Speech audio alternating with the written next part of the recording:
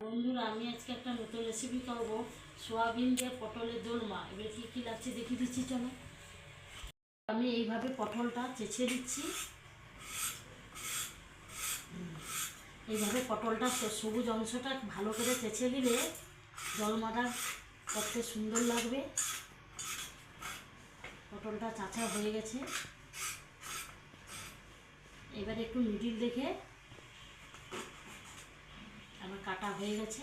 এবার ভিতরে অংশটা এই চামচের পিছন দিয়ে এইভাবে আমি ঘুরি করে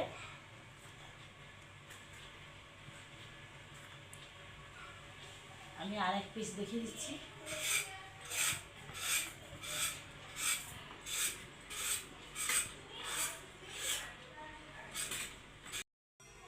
দেখো, পটলটা চাকা হয়ে গেছে। আমি আরেক পিস রেখে দিচ্ছি। এই মিডিল দেখে একটু কাটতে হবে। কেটে এই চামচের পিছনটা নিয়ে এইভাবে একটু হালকাভাবে ঘুরিয়ে দিতে হবে। এইভাবে আমি সবগুলো পটলে এইভাবে আমি কেটে দিচ্ছি। আমি দোলমা বানানোর জন্য পেঁয়াজ, আদা আর কাঁচা লঙ্কাটা আমি শিলে বেটে দিচ্ছি।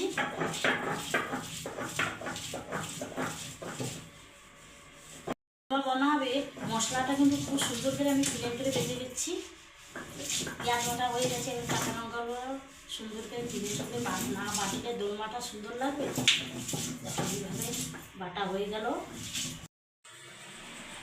দেখো, খুব সুন্দর করে আদা, লঙ্কা, পেঁয়াজটা বাটা হয়ে গেছে দোলমা করার পরে। এই দোলমাটা কিন্তু খেতে এত সুন্দর লাগে। তো আমি গ্যাস জ্বালিয়ে দিচ্ছি, কড়া বসিয়ে দিচ্ছি।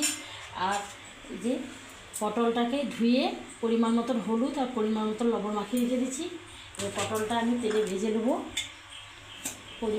পরিমাণ মতন সরষের তেল দিয়ে। পটলটা আমি বেশি ভাজবো না, হালকা করে একটু ভেজে নেব।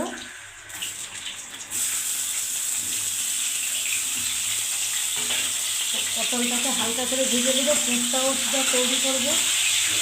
পটলটা কালারটা খুব সুন্দর হয়েছে। দেখো, পটলগুলো খুব সুন্দর ভাজা হয়ে গেছে। এবার আমি পটলগুলো তুলে দিচ্ছি। এইভাবে পটলটা আমি ছেঁকে তুলে নেব। পটলটা ছাঁকা হয়ে গেল। এবারে ওই তেলে আমি কিন্তু সয়াবিনগুলোকে হাত দিয়ে দেখো, ওই তেলে আমি পরিমাণ মতন গোটা জিরে দিয়ে দিচ্ছি। গোটা জিরে দেওয়ার পরে তারপরে যে সয়াবিনগুলোকে হাত দিয়ে ভেঙে দিচ্ছি ছোটো ছোটো করে। এইভাবে সয়াবিনগুলোকে ভেঙে দিচ্ছি।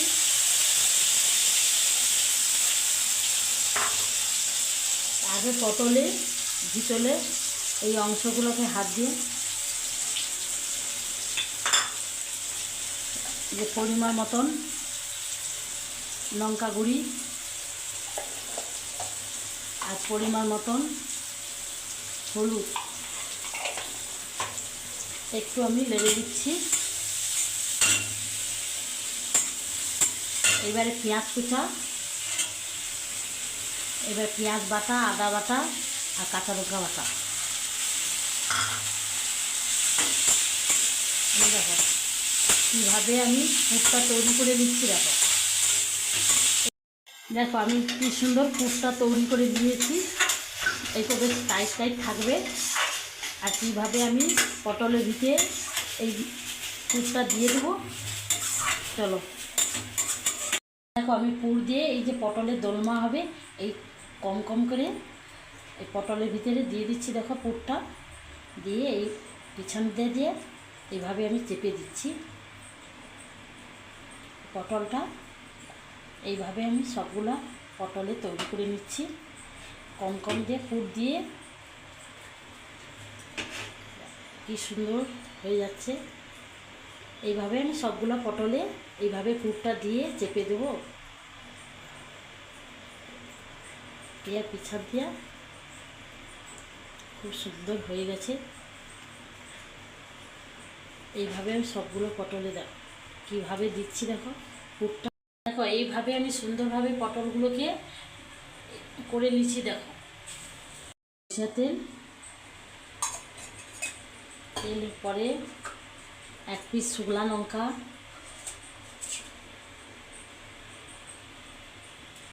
দেখো লঙ্কাটা খুব সুন্দর লাল হয়ে গেছে। এবারে আমি পরিমাণ দেখে গোটা জিরা, গোটা জিরার পরে পেঁয়াজ বাটা, এই পেঁয়াজে দেওয়ার পরে আমি একটু পরিমাণ দেখে লঙ্কা গুঁড়ি, তারপরে যে পরিমাণ দেখে একটু হলুদ। এই দোলমা করতে হলে একটু কাশ্মীর লঙ্কাটা দিতে হবে। এইভাবে আমি মশলাটা কষে দিচ্ছি। আর একটু পরিমাণ দেখে লবণ, কারণ 4 পিস পটল তো পরিমাণ দেখে একটু লবণ দিচ্ছি।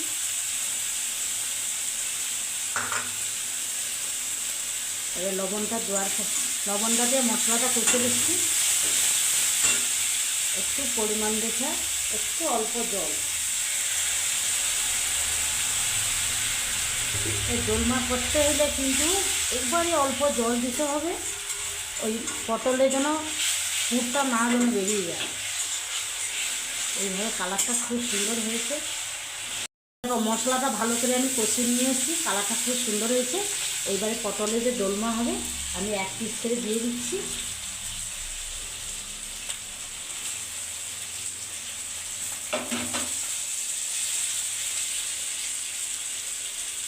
এবার পরিমাণ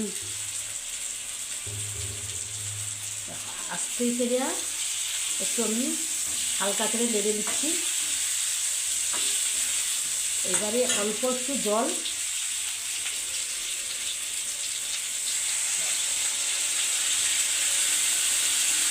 এই জলটা দিয়ে এই জলটা দিয়ে হালকাভাবে আমি লেগে দিচ্ছি। দেখো পটলের দোলমাটা খুব সুন্দর হয়ে গেছে, কি সুন্দর। এবারে আমি ঘিটা দিয়ে চামচে নেবো, একটু পরিমাণ দেখে ঘি দিয়ে দিচ্ছি।